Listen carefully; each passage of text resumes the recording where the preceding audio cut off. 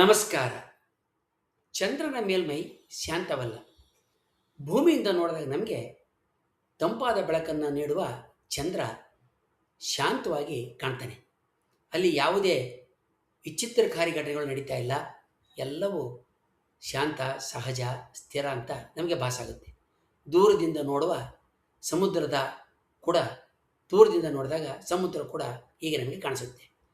ಸಮೀಪಕ್ಕೆ ಹೋದಾಗ ಅಲೆಗಳು ಸುಳಿಗಳು ಎದ್ದು ಕಾಣ್ತವೆ. ಚಂದ್ರನ ಬಗ್ಗೆ ಹೆಚ್ಚಿನ ಸಂಗತಿಗಳನ್ನ ತಿಳಿಯೋದಕ್ಕೆ 2009 ಜೂನ್ 18ರಂದು ನಾಸಾ ಸಂಸ್ಥೆ ಲೂನಾರ್ ರಿಕನೈಸೆನ್ಸ್ ಆರ್ಬಿಟರ್ LRO ಹೆಸರಿನ ಸಂಶೋಧನಾ ಉಪಗ್ರಹವನ್ನು ಆರಿಸಿತು. ಇದರ ಮುಖ್ಯವಾದಂಥ ಉದ್ದೇಶ ಚಂದ್ರನ ಮೇಲ್ಮೈ ಮೇಲಿನ ಭೌಗೋಳಿಕ ರಚನೆ, ತಾಪಮಾನ, ವಿಕಿರಣಗಳ ಸೂಚಿಕೆ, ಧೂಳು ಮತ್ತು ಭವಿಷ್ಯದಲ್ಲಿ ಮಾನವ ಯಾನಗಳಿಗೆ ಸೂಕ್ತವಾದಂಥ ಇಳಿಯುವ ಸ್ಥಾನಗಳನ್ನು ಗುರುತಿಸೋದಾಗಿತ್ತು. ಲೂನಾರ್ ರೆಕನೈಸೆನ್ಸ್ ಆರ್ಬಿಟರ್ LRO ಚಂದ್ರನನ್ನು ಅತ್ಯಂತ ಕಡಿಮೆ ಎತ್ತರದ ಕಕ್ಷೆಯಲ್ಲಿ ಸುತ್ತ ಅತಿ ಸ್ಪಷ್ಟ ಚಿತ್ರಗಳನ್ನ ತೆಗೆದುಕೊಳ್ತದೆ.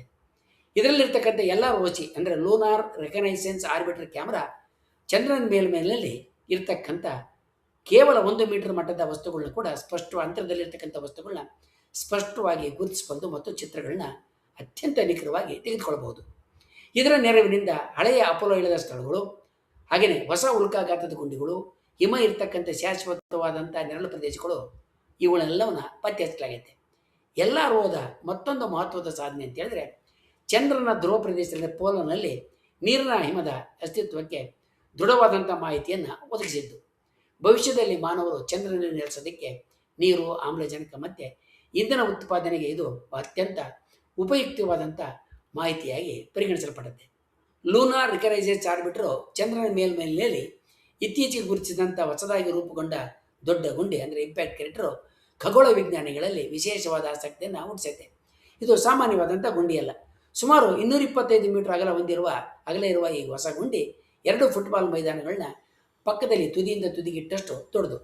ವಿಜ್ಞಾನಿಗಳ ಲೆಕ್ಕಾಚಾರಗಳ ಪ್ರಕಾರ ಇಷ್ಟು ದೊಡ್ಡ ಹೊಸ ಗುಂಡಿ ಚಂದ್ರನ ಮೇಲೆ ಸರಾಸರಿ 139 ವರ್ಷಗಳಿಗೆ ಒಮ್ಮೆ ಉಂಟಾಗ್ತಕ್ಕಂಥ ಸಂಭವನೀಯತೆ ಇದೆ. ಆದ್ದರಿಂದ ಇದನ್ನು ಅಪರೂಪದ ಘಟನೆ ಅಂತ ಕರೆಯಲಾಗ್ತಾ ಇದೆ. ಈ ಹೊಸ ಗುಂಡಿಯ ಆಳ ಸುಮಾರು 43 ಮೀಟರ್. ಅದರ ಅಂಚುಗಳು ತೀವ್ರವಾಗಿದ್ದಿರೋದ್ರಿಂದ ಅದು ಗಟ್ಟಿಯಾದ ಬಸಾಲ್ಟ್ ಶಿಲಾ ಪದರವನ್ನು ಒಡೆದು ರೂಪುಗೊಂಡತೆ ಅಂತ ಅಂದಾಜು ಮಾಡಲಾಗಿದೆ. ಅದರ ಗುಂಡಿಯ ಆಕಾರ ಸ್ವಲ್ಪ ಉದ್ದವಾದಂತೆ ಕಾಣೋದ್ರಿಂದ ಅಡಿಭಾಗದ ಶಿಲಾ ಪದರ ಸಮಾನವಾಗಿಲ್ಲ ಅಂತ ಸೂಚನೆ ಕೂಡ ದಕ್ಕಿದೆ. ಅಂದರೆ ಚಂದ್ರನ ಒಳಭಾಗದ ಪದರಗಳು ಒಂದೇ ಥರದಲ್ಲಿಲ್ಲ ಅನ್ನೋದಕ್ಕೆ ಇದು ಹೊಸ ಸಾಕ್ಷ್ಯ ಮತ್ತು ಪುರಾವೆಗಳನ್ನ ಒದಗಿಸಿದೆ. ಈ ಅಪ್ಪಳಿಸಿಕೆಯ ಅತ್ಯಂತ ಮಹತ್ವದ ಭಾಗ ಅಂತ ಹೇಳಿದ್ರೆ ಗುಂಡಿಯ ಸುತ್ತಲೂ ಚೆದರಿದಂಥ ಮಣ್ಣು ಮತ್ತು ಶಿಲಾಖಂಡಗಳು.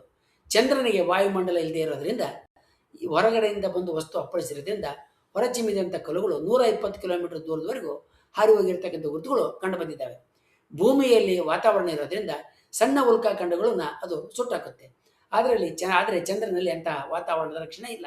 ಹೀಗಾಗಿ ಮುಂದಿನ ದಿನಗಳಲ್ಲಿ ಮಾನವಯಾನಗಳಿಗೆ ಇದು ದೊಡ್ಡ ಅಪಾಯದ ಸೂಚನೆಯಾಗಿ ಗುರುತಿಸಲ್ಪಟ್ಟತೆ. ಹೊರಗಡೆಯಿಂದ ಬಂದ ಒಂದು ವಸ್ತು ಚಂದ್ರನ ಅಪ್ಪಳಿಸೋದ್ರಿಂದ ಅದರಿಂದ ಪುಟಿತಕ್ಕಂಥ ಸಣ್ಣ ಕಲ್ಲುಗಳು ಸೆಕೆಂಡಿಗೆ ಸುಮಾರು 1 ಕಿಲೋಮೀಟರ್ ವೇಗದಲ್ಲಿ ಚಲಿಸ್ತವೆ. ಇವು ಹತ್ತಿರ ಇರತಕ್ಕಂಥ ಯಾವುದೇ ಉಪಕರಣ ಅಥವಾ ಗಗನ ನೌಕೆಗಳಿಗೆ ಹಾನಿಯನ್ನು ಉಂಟು ಮಾಡಬಲ್ಲವು. ಈ ಹೊಸ ಕುಳಿಯ ಪತ್ತೆ ಭವಿಷ್ಯದ ಚಂದ್ರಯಾನದ ಮಿಷನ್ಗಳಿಗೆ ಉದಾಹರಣೆಗೆ ಈಗ ಕೈಗೊಳ್ಳಲಾಗಿರುವಂಥ ನಾಸಾದ ಆರ್ಟೆಮಿಸ್ 2 ಯಾನದ ಬಗ್ಗೆ ಕೆಲವು ಎಚ್ಚರಿಕೆಗಳನ್ನು ಕೂಡ ನೀಡುತ್ತೆ. ಚಂದ್ರನಿಗೆ ಭೂಮಿಯಂತೆ ವಾತಾವರಣ ರಕ್ಷಣೆ ಇಲ್ಲದೆ ಇರೋದ್ರಿಂದ ಸಣ್ಣ ಉಲ್ಕೆಗಳು ಕೂಡ ವೇಗವಾಗಿ ಬಂದು ಅಪ್ಪಳಿಸ್ತವೆ. ಭವಿಷ್ಯದಲ್ಲಿ ಚಂದ್ರನ ಮೇಲೆ ನೆಲೆಗಳನ್ನು ಸ್ಥಾಪಿಸಿದರೆ ಮಾನವ ತಂಗುದಾಣಗಳನ್ನು ಸ್ಥಾಪಿಸಿದರೆ ಇಂತಹ ಅನಿರೀಕ್ಷಿತ ಉಲ್ಕಾಪಾತಗಳಿಂದ ರಕ್ಷಿಸಿಕೊಳ್ತಕ್ಕಂಥದ್ದು ದೊಡ್ಡ ಸವಾಲು ಅನ್ನೋದನ್ನು ಇದು ಎತ್ತಿ ತೋರಿಸುತ್ತೆ. ಇತ್ತೀಚಿನ ಸಂಶೋಧನೆಗಳು ಚಂದ್ರನ ಮೇಲ್ಮೈ ನಿಶ್ಚಲವಾದಂಥ ಶಾಂತವಾದಂಥ ಜಾಗ ಅಲ್ಲ ಅಂತ ಎತ್ತಿ ತೋರಿಸಿದ್ದಾವೆ. ಅದು ಇನ್ನೂ ನಿರಂತರವಾಗಿ ಸಣ್ಣ ದೊಡ್ಡ ಅಪ್ಪಳಿಸಿಕೆಗಳಿಂದ ಬದಲಾಗ್ತಾ ಇದೆ ಅನ್ನೋದು ವಿಜ್ಞಾನಿಗಳಿಗೆ ಹೊಸ ಸಂಗತಿಯಾಗಿ ಗೋಚರಿಸ್ತಾ ಇದೆ. ವಿಜ್ಞಾನಿಗಳಿಗೆ ಹೊಸ ಗುಂಡಿಗಳು ಬಹಳ ಮುಖ್ಯ. ಯಾಕಂತ ಹೇಳಿದ್ರೆ ಅವುಗಳಿಂದ ಚಂದ್ರನ ಮೇಲ್ಮೈ ವಯಸ್ಸು, ಉಲ್ಕಾಪಾತದ ಪ್ರಮಾಣ ಮತ್ತು ಭವಿಷ್ಯದಲ್ಲಿ ಚಂದ್ರ ಆಧಾರಗಳ ಸುರಕ್ಷತೆ ಕುರಿತು ನಿಖರವಾದ ಲೆಕ್ಕಾಚಾರವನ್ನು ಮಾಡೋದಕ್ಕೆ ಸಾಧ್ಯ ಆಗುತ್ತೆ.